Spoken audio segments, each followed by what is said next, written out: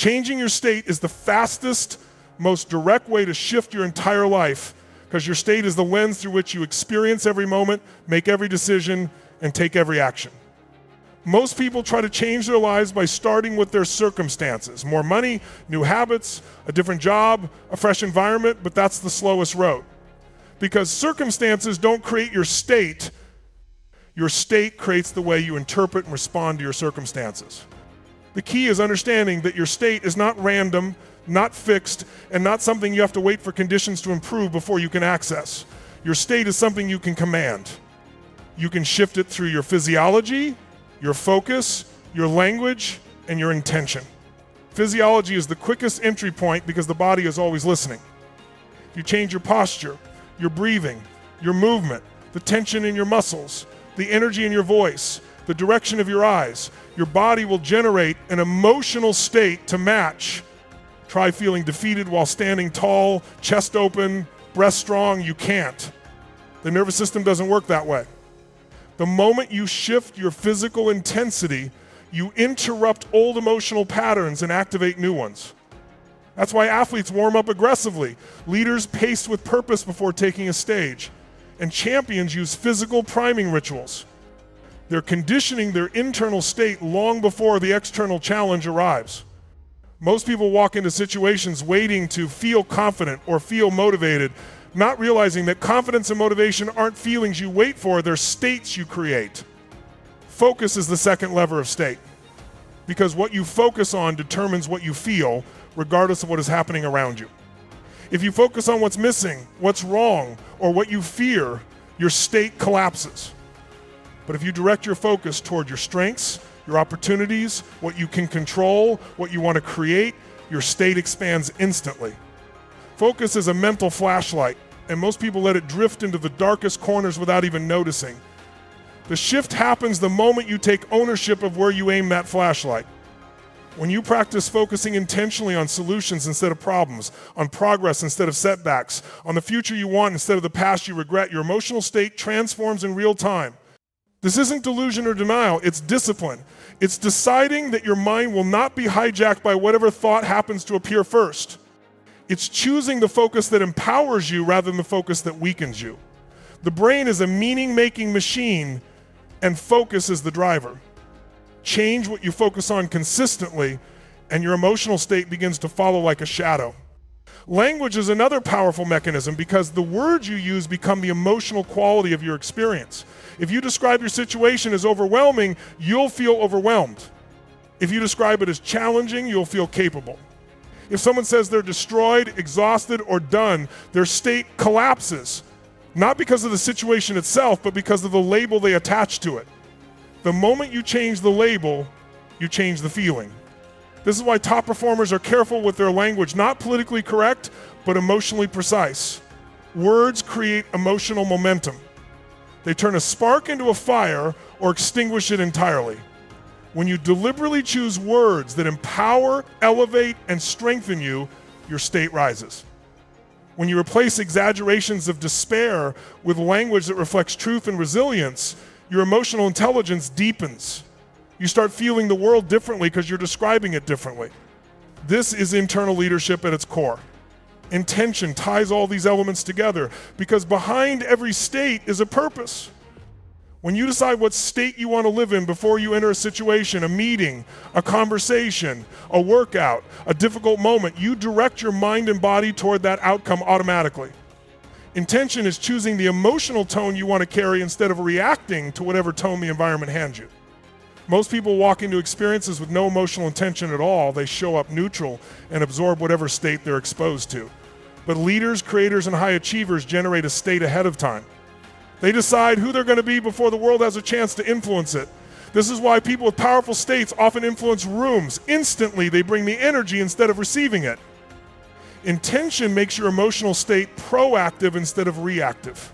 When you combine physiology, focus, language, and intention, you gain the ability to shift your state in seconds.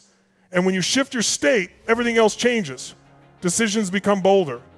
Problems shrink. Creativity expands. Fear loses its grip.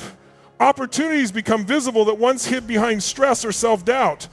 You stop shrinking from challenges and start leaning into them. You stop interpreting setbacks as signs of inadequacy and start seeing them as invitations for growth. Even the same task feels entirely different when approached from a different state. The workout that felt impossible becomes exhilarating. The conversation you were dreading becomes empowering.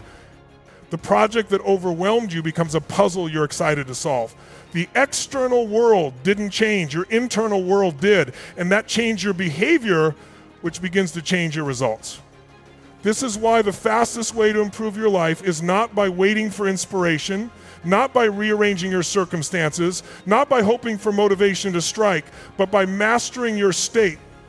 Your state is the gateway to your potential. When your state is strong, your capacity expands. When your state is weak, your capacity shrinks. The difference between breakthrough and breakdown is often just the state you're in when you face the moment. And the most empowering truth is this: you don't have to earn a powerful state and you don't have to deserve it. You simply create it, you generate it, you command it. Your life begins to shift the moment you stop waiting to feel different and start choosing to be different, because the state you choose becomes the foundation for every choice that follows. Your story is the invisible force that shapes your identity, your expectations, your emotions, and ultimately your destiny.